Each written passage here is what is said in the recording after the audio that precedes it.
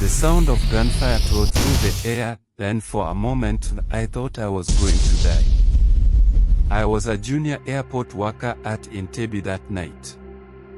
My job was simple: keep the area clean and stay out of the way. But nothing about that night was simple. It started with strange movements. Soldiers, more than usual, moving in and out of the terminal. Some were Amin's men, loud and arrogant as always. Others were quiet, tense, their faces unreadable. They weren't supposed to be there, but no one questioned it. Not under Idi Amin's rule. You learn to keep your head down. Around midnight, I heard the planes. Not the usual commercial flights, but something different, military planes. They came in low, fast, then silent, landing with precision. My stomach sank. I knew something big was happening. Suddenly, the shooting started.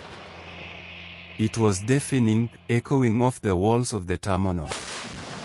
I ducked behind a stack of crates near the loading bay, my heart pounding. Through a crack between the boxes, I saw them, the soldiers. But these weren't Amin's men. They were different. Efficient. Ruthless. The Israeli commandos moved like ghosts, taking down Amin's soldiers before they could even react. I saw one of Amin's officers try to run, only to be taken out with a single shot. Then I saw him. Idi Amin. He wasn't supposed to be there. The rumor was he'd gone to a safe house miles away. But there he was, standing in the terminal, surrounded by his guards. He looked calm at first, barking orders, his voice booming even over the chaos.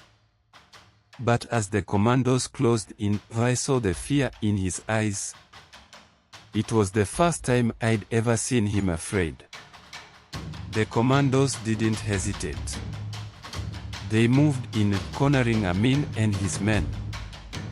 His guards tried to fight, but it was over in seconds.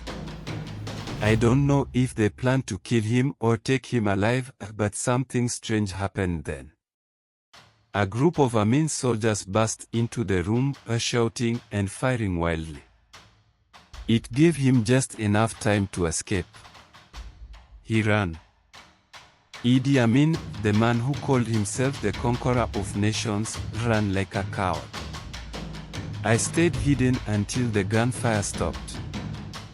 By the time I came out, the commandos were gone, the planes had disappeared, and the terminal was quiet again. Quiet, except for the bodies. The next morning, the rumor started. Some said the Israelis had come to rescue hostages. Others said they'd come for Amin himself. The official story changed every time someone told it. I'll never forget that night. The fear, the chaos, and the sight of a man I thought was untouchable brought to his knees. It's a story I can never tell in Uganda. Not openly. Not without consequences. But I remember. I always will.